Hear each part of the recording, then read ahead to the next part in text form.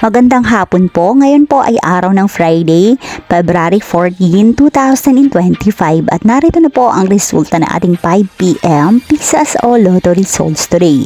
At para po sa draw natin ngayon ay ang 3D Lotto at ang 2D Lotto. At para po sa Lotto More updates, pa-subscribe na lang din po ako sa aking channel at pahit na din ako ng notification bell.